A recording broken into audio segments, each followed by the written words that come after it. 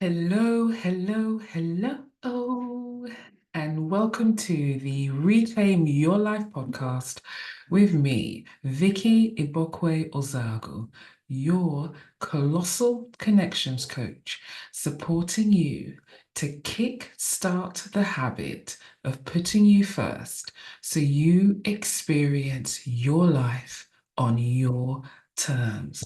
Ah, ah, tiki, tiki, tiki, tiki tiki tiki tiki tiki tiki ah ah ah. My dearest friend, how are you doing? I want to know, what do you need to be your best self? What do you need to be your best self? And what do you need to live a life filled with love, peace, and joy? Now, not anyone's love, peace, and joy. The love, the peace, and the joy that you want to experience in your life. What do you need to live it? What do you need to be your best self? I recognize that it's time to shift the focus back to you, especially if you find yourself consistently putting others first. I want you to begin to explore what you truly need to kickstart the habit of putting you first. And I want you to do this guilt-free. Now, in order to even start and think about achieving this, think about achieving putting yourself, kickstarting this habit for you. I want you to first understand your needs. Now, to be your best self, you first need to understand what fuels you, what energizes you. And this isn't about being indulgent, it's about essential health care. Healthcare? Healthcare, and maybe even self-care. Okay? It's about putting you at the top of your list. It's about putting you at number one of your list. And oh, I feel like I felt a physical reaction in you when I said you number one on your list. Take a deep breath. I know this may not be easy for you.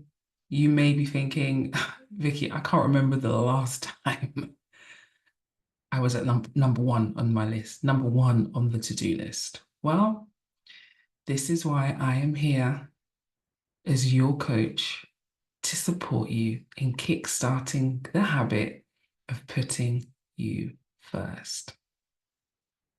Now, you might be thinking, okay, all right, I've taken a deep breath, Vicky. How do I do this? Well, there are some key areas for you to consider. The first one is looking at your physical well-being. Are you getting enough rest? Are you nourishing your body with healthy foods and staying active? Yes, what does your physical activity, the physical activity for you, what does that look like? Because your physical health is your foundation for your overall well-being. What are you doing to make that a priority? How are you doing that first for you before the amazing people around you that you want to serve and show up for? For me, that looks like dance parties for one in my living room daily, walking daily. I start my day 6 out of 7 days having a big bowl of salad because it just resets my body for me, and ensuring that I drink plenty of water as well. So those as an example for you are my things. But what does your physical well-being, how are you able to get more of that going for you? The next thing to consider is your emotional health. Do you have the support system you need? How are you allowing yourself to feel and process your emotions? Yes, what does that look like for you in terms of your emotional health? Next thing is your creative expression. How are you giving yourself time and space to create? Yes, how are you giving yourself time and space to create? And this creating doesn't have to be for like public consumption. It doesn't have to be something you're trying to sell or get funding for. Yes, again, this is about kickstarting the habit of putting you first. So, what are the creative outlets? How are you giving yourself time and space to create? It could be painting, writing, drawing, choreography, another form of creativity. But expressing yourself is truly fulfilling and rewarding. So, how are you injecting creativity that serves you first before anyone else? Then I want you to think about your mental stimulation. How are you challenging your mind and continuing to learn? Yeah, how are you challenging your mind and continuing to learn? What kinds of engaging activities are you participating in? Part Activities that stimulate your intellect and keep you motivated and inspired. What does that look like for you? How can you make some changes there? And then spiritual nourishment. What are you doing to take time to practice and connect with something that's greater than you? Yeah. Again, this could be looking at things like meditation, yoga, going deep, deep, deep out into nature for nature walks. Yes. Now, if as you've been listening to me offer you these places to think, if you found yourself going, gosh, I'm not doing that. No, I'm not doing that, Vicky. No, I'm not doing that. If you found yourself really like going, I'm not doing any or many of those at all, then this is your sign that you can take some action today. And I'm encouraging you to take action today because you are the energy source of your life. And you have to be, ooh, I said have to be. Yeah, I want you to be, you have to be, and I want you to be comfortable with putting yourself first because it all starts and continues with you. Now, let's do a little dive into steps to becoming your best self. First thing I want you to do is think about self-reflection. I want you to take some quiet time to reflect on what it is you truly need. Some of my clients find journaling really powerful. Others like to use another creative way to draw or vision board. But I want you to just figure out what's the best way for you to take some time out to reflect on what you truly need. Think about the moments where life has been good for you. Think about the moments where life has not been so great for you. What's the learning in that? And then note down the things that you need, that you truly need. Two, once you've written those things down, I want you to set intentions. Okay, so once you've identified your needs, I want you to set clear intentions to incorporate into your daily life. So if you have figured out that you actually need 10 or 15 minutes of quiet time before you switch on the laptop, start scrolling on Instagram, what can you do What can you commit to doing for the next 7 days that gives you that quiet time to yourself before the day really kicks off? That might be 10 minutes of meditation. You might be like, oh, Vicky, meditation is not for me.